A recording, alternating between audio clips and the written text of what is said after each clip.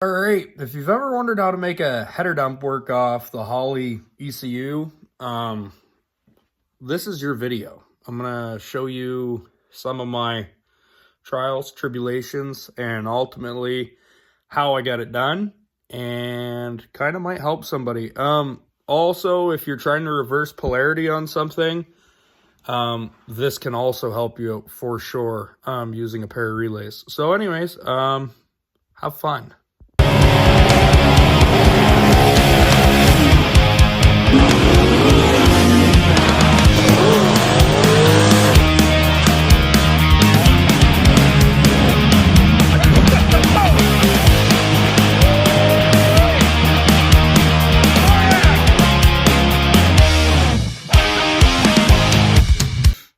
All right, so I got a little tutorial here. The customer came to me wanting, basically, we wanted to do a header dump, and he wanted it to be able to work, well, I wanted it to be able to work off TPS because the guy was running a 3-inch exhaust, a single 3 into a split 2.5, and we built the LS here, with a big single turbo and stuff, so that just wasn't really gonna work for what we wanted. I wanted to be able to dump the full 4-inch of the downpipe. So we needed to figure out a way to kind of control that by the ECU, and I guess in retrospect, I probably should have just got a boost referenced one, but there seems to be kind of there's a bit of stuff going on with that because there's about 4 different models of them, and it seems like you have to buy all of them until you figure out which one you want. So I didn't want to do that. Also, the guy wanted to be able to press a button and have, the header dump open, all that jazz. So, which I was like, okay, that's not so complicated, except it kind of a bit is. So what I ran into on that is when I went and I cut the wiring because I didn't want to use the little controller that comes with the header dump. So what happens then is I found out that the header dump, in fact, does not have a limit switch. So with no limit switch, if you leave power on that thing, it's going to just sit there and force on the motor and burn the electric motor up. So that's no good. And the way to reverse and go forward with that is to reverse polarity. So you have to figure a way to reverse polarity, and also shut the time off. So what I'm doing is on the Terminator X, I got a few tables set up here, and my setup used 3 relays. So I'm using a relay to power. Basically, I'm using the pin 87 and 87A on opposite relays to crisscross the wires. Basically, in shutting one relay off, you would be technically making a dead short, but since your relay switches, it doesn't do that. So what I'm able to do is switch polarity using 2 relays. I'm actually using a 3rd relay to power the system, and I have diagrams of all that I can show. So basically this is going to allow this thing to come on and off with throttle position, and it's also going to allow it to be controlled externally by a switch. So yeah, I can show you guys that and a little bit more on the wiring. It's not complicated once you wrap your head around it. It's not a big deal.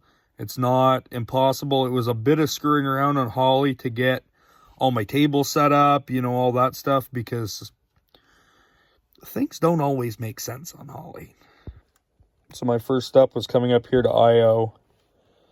I have to create, if you don't have this, you can get that out of the toolbox. You can drop that down, find your IO, find your advanced. I'm using both on this. I couldn't seem to figure out how to do it without advanced, so I just cheated a little bit. Okay, so this is my input. So this is going to be used as, I usually, when using switches, if you don't have to run power, don't run power. It's sketchy for no reason. It requires, fuses and stuff. You can't really mess up with a ground style switch, so I prefer a grounded switch. So that's what I've got here. I've got the header dump open switch. It's a ground. I have it enabled, and if I click where used, you'll see that, okay, it's being used for the header dump and for the header dump solenoid. So the solenoid is just basically the header dump power. So anyways, you'll see over here. I had to create that.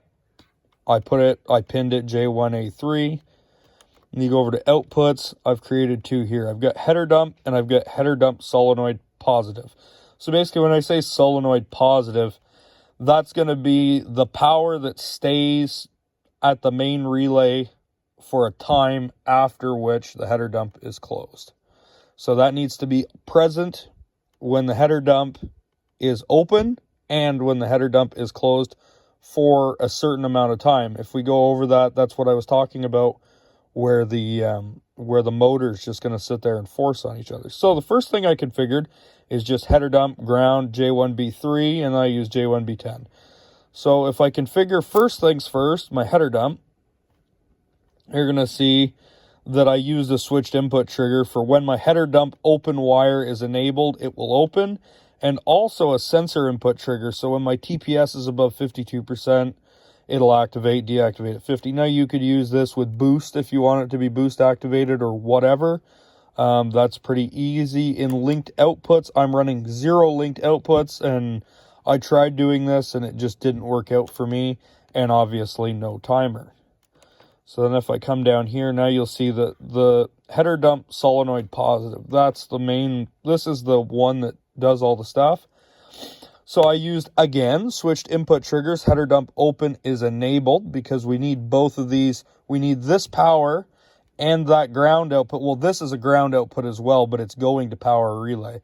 So we need both of these grounds, basically, to make the header dump open or closed. If we have both grounds, the header dump goes one way. If we have one ground, the header dump goes the other way. So now when I did header dump open enabled, sensor input triggers. So this is where I had to make a custom table. So I went in and I made this table. I'll show you after. Basically, I did a very small fuel flow offset just to be able to cheat the system, to be able to use a time-based thing from when the other output shut off. Linked outputs, I'm running none. Timer, I'm running a 10-second timer just to give everything time to get, to get the solenoid closed and make sure the exhaust flap is well closed. So now if we go over, I can show you this advanced table. It's a 1D table. Table 1, I wrote it up as header dump time. I did it as a fuel flow offset, and I did it using time. So what I did is I activated it by a switched enable, and I used my original header dump being disabled. And what I did there is I created a 5-second timer, which actually my timer on the other thing doesn't seem to be working because it's active for 5 seconds afterwards. So it's making sense, or 6 about. So what this is doing basically is I'm using a fuel flow offset to trick the thing to give me a time after which the header dump is closed.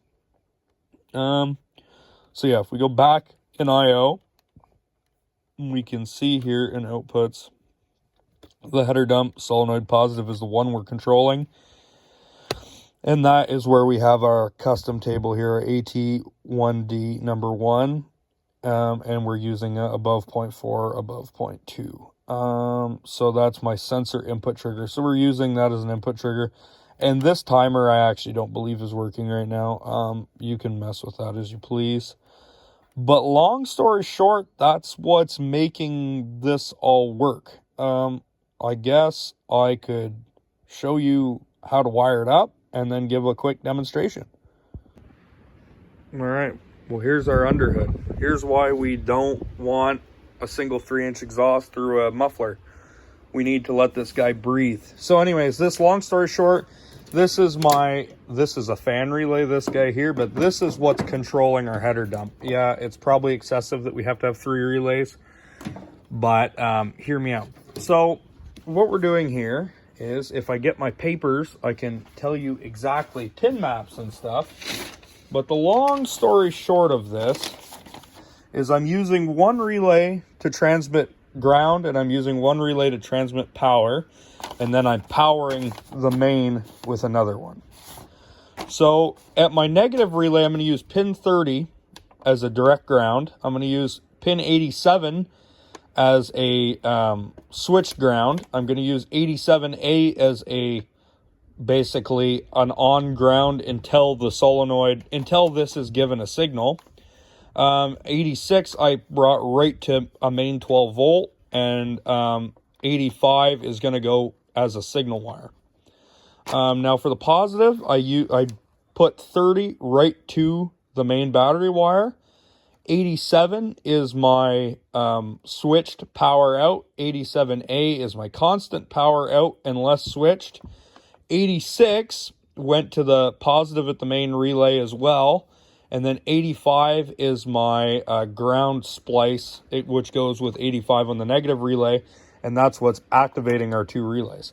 So basically what we're doing here is we're putting one switched output with one full-time output. We're going 87 to 87A on opposite relays and 87 to 87A on opposite relays. So what we're able to do is when we're switching relays, it's going to change the polarity. Excuse my chicken tracks. So then my main relay, number 30, ended up going directly to the battery because we need a full 12-volt source. That could go, I suppose, to a keyed source as well. 87 went to the positive out to the negative relay 86 and positive 30 and 86. So that's a power out to 86, negative 86, positive 30, positive 86.